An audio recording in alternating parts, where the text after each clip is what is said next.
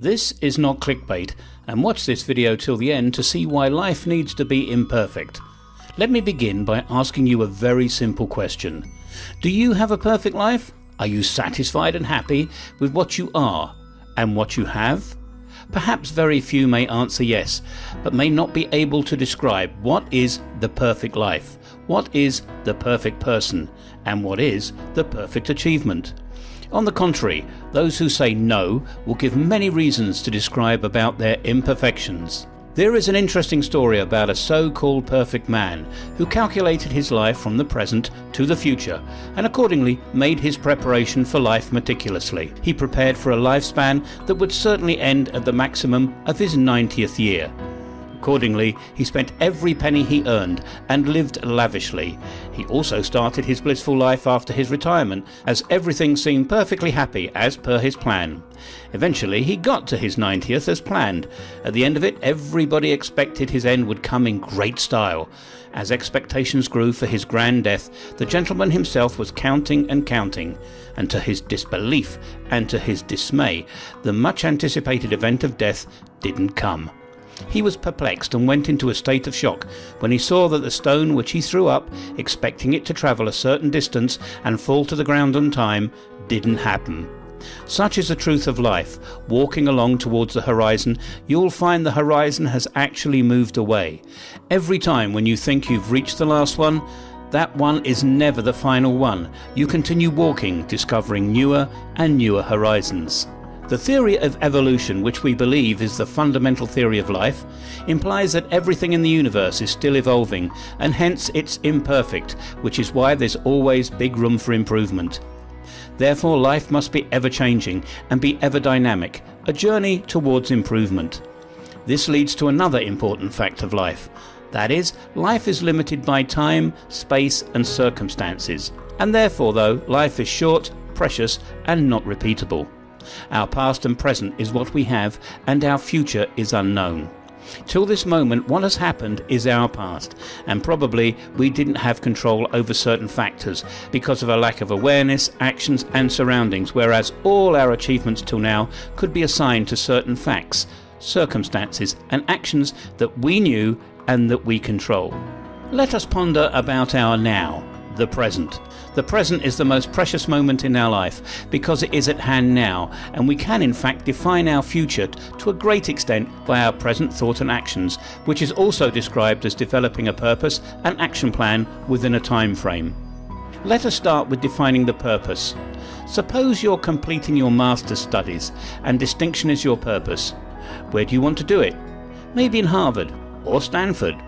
This is your location, or the space, and each space or location offers you many beautiful amenities, surroundings, scholarships, comforts, academic facilities, etc.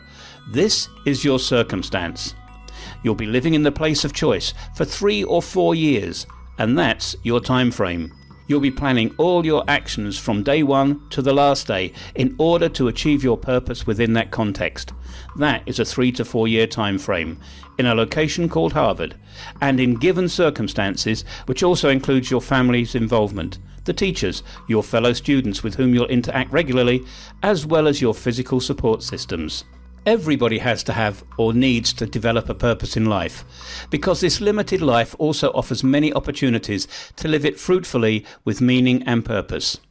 You can, with all your consciousness, set goals both in the short and long term, which have to be measured by certain yardsticks like whether they are specific, measurable, achievable, realistic and time-bound, which we call smart goal setting. Accordingly, you'll also develop your action plans with strategies like cooperation, collaboration, and so on.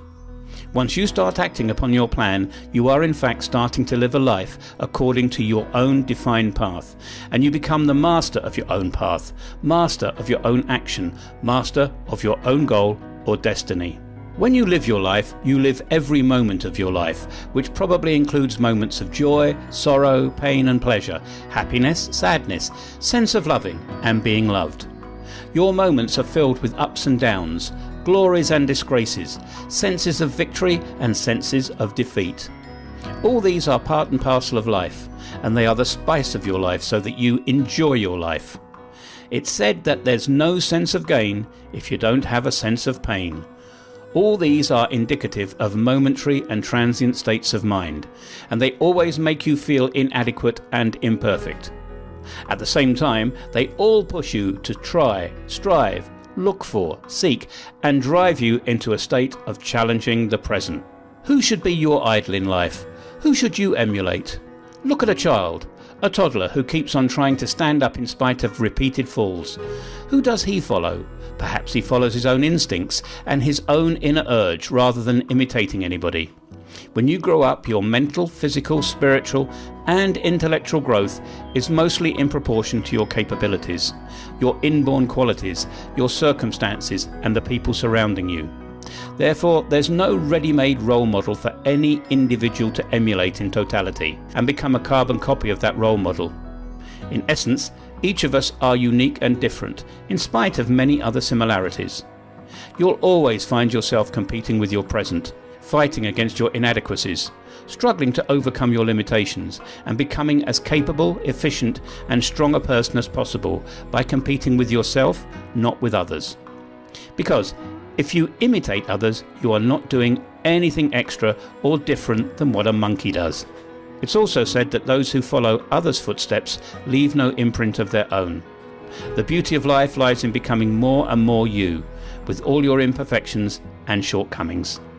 The bottom line of this discourse is life needs to be imperfect because it's evolving, and there's always big room for greater attainment. Life teaches us 1. Never compare yourself with others because you are incomparable. 2. You should never be a blind imitator because you can never enjoy borrowed life. 3. Compete with yourself so that you'll be competent. 4. Live your own life and be yourself so that you'll be really happy. And 5. Express yourself and give a dynamicism to all your talent and potential so that your life becomes richer and fuller. Comment below if you agree with us, and do subscribe to us for similar weekly videos.